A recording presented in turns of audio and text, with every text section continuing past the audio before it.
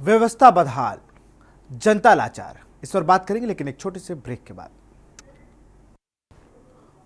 पहाड़ प्रदेश उत्तराखंड में पहाड़वासियों को लगातार मूलभूत सुविधाओं के लिए संघर्ष करना पड़ रहा है।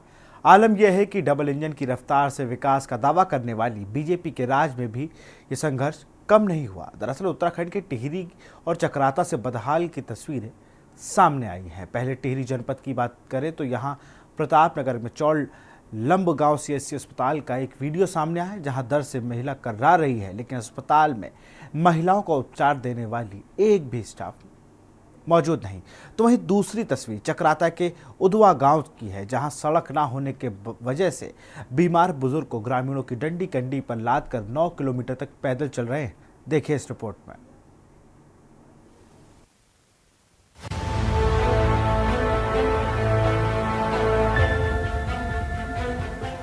देवभूमि उत्तराखंड में मूलभूत सुविधाओं के लिए लोगों की परेशानी कम होने का नाम नहीं ले रही है।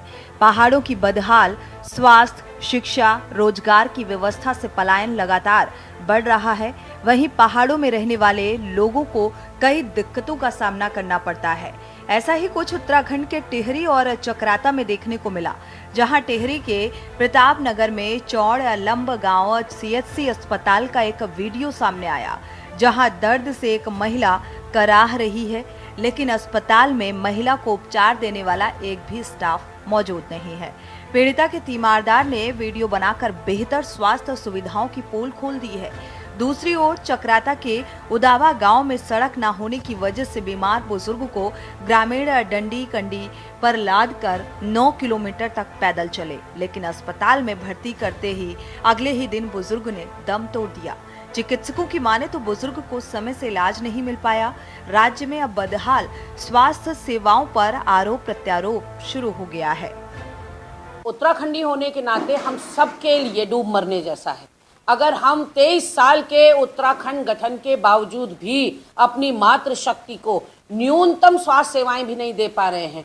प्रसव के समय कहा जाता है कि केवल बच्चे का ही नहीं, माँ का भी पुनर्जन्म होता है। ऐसे में अगर हमारे अस्पतालों में अल्ट्रासाउंड मशीन नहीं है, डॉक्टर नहीं है, दवाइयाँ नहीं है, तो फिर मुझे लगता है मुख्यमंत्री के ये सारे कार्यक्रम जो ईजा, बेड़ी, बेटी, बुआरी, महिला सम्मान, नारी शक्ति वंदन और महिला सशक्तिकरण की जो बड़ी बड़ी डींगे वो हाँक रहे हैं, वो सब धत्ता साबित होती हैं। उनको वस्तु स्थिति देखनी चाहिए, धरातल पर देखना चाहिए कि उन्होंने आज उत्तराखंड का क्या हाल कर दिया। देखिए, जहाँ पे जिस प्रकार की परिस्थिति है उसमें भी हमने ऐसे जहाँ पे दुर्गम स्थान है, जहाँ पे ज़्यादा पॉपुलेशन नहीं है, वहाँ पे हमने डोला पालकी की भी व्यवस्था की गई है।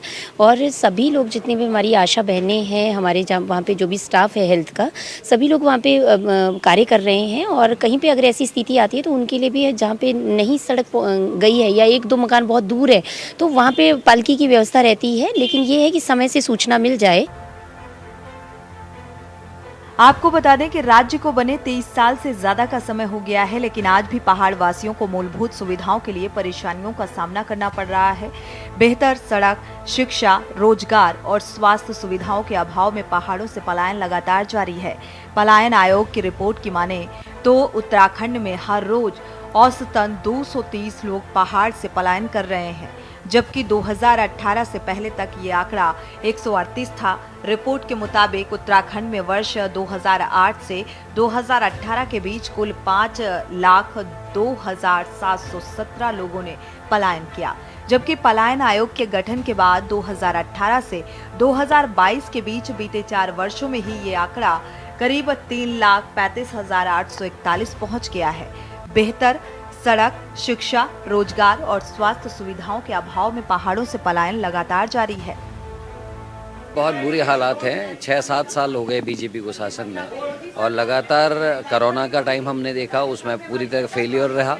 और अभी भी आप देखिए, दून हॉस्पिटल जैसे अस्पताल में रात भर डॉक्टर ना मिले और मरीज मर जाए, वो आपने अभी हफ्ते भर पहले देखा है। चकराता की वैसी घटना है। हमारे रानीखेत में जो गैरसैंण तक के एरिया को देखता है, वहाँ डॉक्टर्स की कमी, लगभग पर्वतीय क्षेत्र डॉक्टर विहीन है, स्पेशलिस्ट नहीं है। और उत्तराखंड की जो स्वास्थ्य की हालात है वो बहुत ख़राब है और दिन प्रतिदिन बदतर हो रही है। देखिए, आज जो राज्य का गठन है उसको 23 वर्ष पूर्ण हो चुके हैं, 24वां वर्ष अब शुरू होता है। आप ये बताइए, 22 से 23 वर्ष में जब राज्य बना था तो उस समय में एक पलायन की नीति बनी थी, पलायन आयोग बना था। उसको लेकर के अभी तक जो भी सरकार रही हो, चाहे पूर्व की सरकार रही हो, चाहे वर्तमान सरकार रही हो, उन्होंने कोई ठोस नीति तैयार नहीं की। और पलायन होने का मेन मकसद है, जैसे कि मैंने बताया कि वहाँ पर रोजगार की सुविधाएं नहीं है। मूलभूत सुविधाएं अगर मुझे उपलब्ध होंगी तो मैं क्यों पलायन करूँगा। कुल मिलाकर राज्य गठन के 23 साल बाद भी पहाड़ वासियों को मूलभूत सुविधाओं के लिए दिक्कतों का सामना करना पड़ रहा है। ये चिंता की बात है कि मौजूदा डबल इंजन की सरकार में भी लोग बेहतर सड़क, शिक्षा, स्वास्थ्य और रोजगार के लिए पहाड़ों से पलायन कर रहे हैं। हालांकि इस बात में भी कोई दो राय नहीं कि पहाड़ों की भौगोलिक स्थिति कठिन है और ऐसे में देखना होगा कि आखिर कब तक पहाड़ वासियों की समस्याओं का समाधान सरकार कर पाती है। Uttarakhand desk report.